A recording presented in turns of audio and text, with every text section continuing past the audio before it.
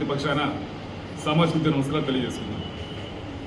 ఈ దేశ చరిత్రలో భారత రాజ్యాంగ వ్యవస్థల్లో అత్యంత ప్రధానమైనటువంటి న్యాయ వ్యవస్థ మీద అక్టోబర్ 6న ఓ సనాతన మనువాది చేసినటువంటి దాడిని మాదిగ రిజర్వేషన్ పోరాట సమితి తీవ్రంగా ఖండిస్తూ అక్టోబర్ 6 దేశ చరిత్రలోనే ఒక చీకటి రోజుగా మేము భావిస్తూ ఉన్నాం.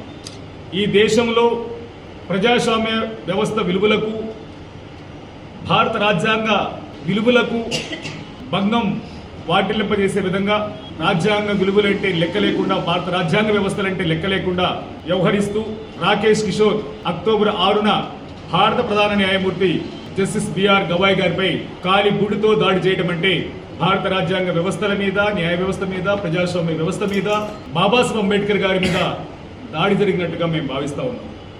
అయితే ఈ దాడిని దేశంలోని ప్రధాన రాజకీయ పార్టీలన్నీ కూడా ఖండిస్తూ ప్రకటనలు ఇచ్చాయి. అదేవిధంగా ఈ దేశ ప్రధానమంత్రి నరేంద్ర మోడీ గారు కూడా ప్రధాన న్యాయమూర్తి జస్టిస్ బిఆర్ గవాయ్ గారిపై జరిగిన దాడిని కూడా ఖండిస్తూ ఇది అనాగరిక చర్య అని చెప్పని ఆయన తన ట్విట్టర్లో పోస్ట్ చేయడం జరిగింది. ట్విట్టర్లో పోస్ట్ చేసినటువంటి ప్రధానమంత్రి గారు పార్లమెంటులో కానీ లేదు విలేకరుల సమావేశాల ద్వారా కానీ దాడిని ఖండిస్తూ దాడికి పాల్పడినటువంటి వాళ్ళ మీద చర్యలు తీసుకోవాలని ఆదేశాలు ఇవ్వకపోవడం మాత్రం బాధాకరంగా ఉందని కూడా సందర్భంగా తెలియజేస్తాం. నరేంద్ర మోడీ గారే ఇది అనాగరిక చర్య అని చెప్పని ఆయన ఖండించడం జరిగింది.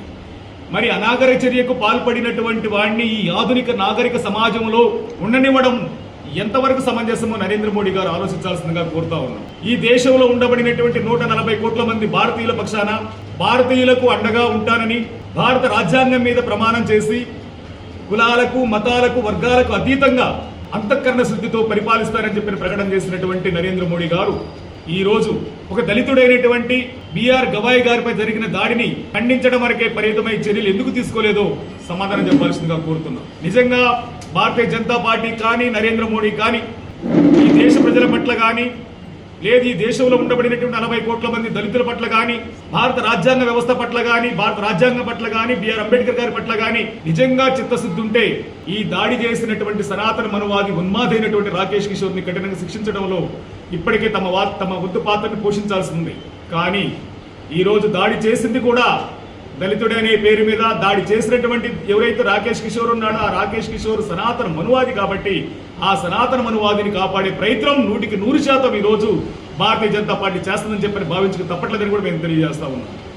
కారణం ఒకనాడు త్రేతాయుగాన్ని మనం గమనిస్తే వాలిని చంపడానికి ఆనాడు సుగ్రీవుని అడ్డం పెట్టుకుంది. అదేవిధంగా రావణుని చంపడం కోసం విభీషణ్ని అడ్డం పెట్టుకోబడినటువంటి దాన్ని కూడా మనం చూసాం. మంత్రోచ్చరణ చేసినందుకు శంభూకుడి తల నరికినటువంటి కూడా రాముడి చదివారు. ఆనాడు వాలిని చంపే దగ్గర రాముడి పాత్ర, ఆనాడు విభీషణ్ని అడ్డం పెట్టి రావణుని చంపే దగ్గర రాముడి పాత్ర స్పష్టంగా అర్థమవుతున్న తరుణంలో అదేవిధంగా ఈ రోజు కూడా బాబాసాహెబ్ అంబేద్కర్ వారసుడైనటువంటి, బాబాసాహెబ్ అంబేద్కర్ భావజాలంతో ఉండబడినటువంటి బిఆర్ గవాయ్ గారి పేరు మీద ఎవరైతే ఉన్నారో బిఆర్ గవాయ్ గారిని ఈ రోజు ప్రధాన సుప్రీంకోర్టు ప్రధాన న్యాయమూర్తి మీద సుప్రీంకోర్టు సాక్షిగా ఈ దాడి జరగడం అంటే ఈ దాడి వెనక ఏ రాముడు ఉన్నాడో ఈ దేశ ప్రజలు అర్థం చేసుకోవాల్సిన విషయం నేను కోరుతా ఉన్నాను.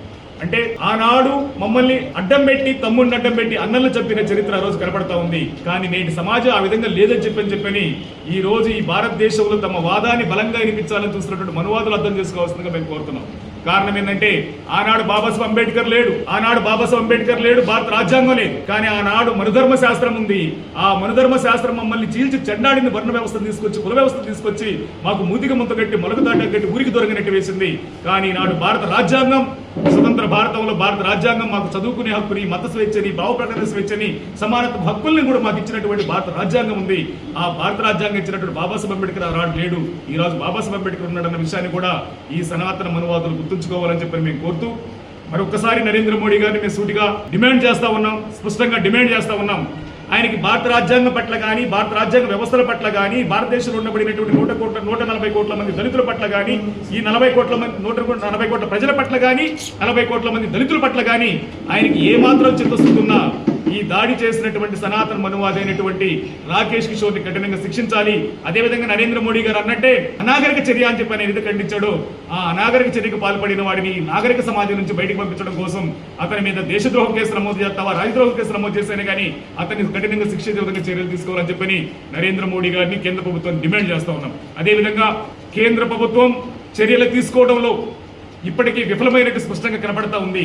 కానీ దీని దేశంలో ఉండబడిన ప్రజాస్వామికవాదులు బాబాసాహెబ్ అంబేద్కర్ వాదులు అందరూ కూడా ఆలోచిస్తూ ఉన్నారు. మేధావులందరూ కూడా ఈ దాడి వెనక ఎవరి హస్తముందో ఈ దాడి వెనక ఎవరి ప్రమేయం ఉందో సూటిగా స్పష్టంగా అర్థమవుతున్న క్రమంలో ఆ సనాతన మనువాదిని అరెస్ట్ చేయడంలో వెనకడుగేయకుండా ఈ దేశ ప్రజలను రక్షించడం కోసం ఈ దేశంలో ఉన్నటువంటి 140 కోట్ల మంది ప్రజలకు అండగా ఉంటారని చెప్పి రక్షించడం కోసం తమ వంతు పాత్ర పోషిస్తానన్నటువంటి నరేంద్ర మోడీ గారు ఈ దేశ ప్రజలు రక్షించడం కోసం తన వంతు పాత్ర పోషించాలని భారత రాజ్యాంగ విలువల్ని కాపాడాలని చెప్పని మేము డిమాండ్ చేస్తూ రేపు జస్టిస్ బిఆర్ గవాయ్ గారిపై జరిగినట్టు దాడిని తీవ్రంగా ఖండిస్తూ దాడికి పాల్పడినటువంటి సనాతన మనువాది రాకేష్ కిషోర్ ని కఠినంగా శిక్షించాలని చెప్పని కేంద్ర ప్రభుత్వాన్ని డిమాండ్ చేస్తూ ఈ నెల 20వ తారీఖున అంటే నవంబర్ 20వ తారీఖున గురువారం చలో ఢిల్లీ కార్యక్రమానికి పిలుపునివ్వడం జరిగింది. జంతర్ మంతర్ వద్ద మేము ఈ కార్యక్రమానికి పిలుపునిస్తూ ఉన్నాం. ఈ కార్యక్రమానికి అనేక మంది కుల ప్రజా సంఘాల నాయకులు దళిత సంఘాల మేధావులందరూ కూడా హాజరవుతా ఉన్నారు. ఈ హాజరవుతున్న సందర్భంలో మనకుండబడిన భావప్రకటనని మనకుండబడినటువంటి హక్కులని హరించేటువంటి కుట్ర చేస్తూ మనువాద రాజ్యాంగాన్ని తీసుకురావాలని చూస్తున్నటువంటి ఈ మధుతత్వ మనువాద పార్టీలను తిప్పికొడుతూ భారత రాజ్యాంగాన్ని భారత రాజ్యాంగ వ్యవస్థలని బాబాసాహెబ్ అంబేద్కర్ వాదాన్ని నిలబెట్టుకుందాం కాపాడుకుందామని అందుకోసం అందరూ కలిసి రావాలని తరలి రావాలని చెప్పి సవినయంగా కోరుకుంటూ తక్షణమే ఢిల్లీకి రావడానికి సిద్ధపడాల్సిందిగా నా ప్రజలకి అదేవిధంగా బాబాసాహెబ్ అంబేద్కర్ వాదులకి వారసులందరికీ సవినయంగా విజ్ఞప్తి చేస్తా ఉన్నాం.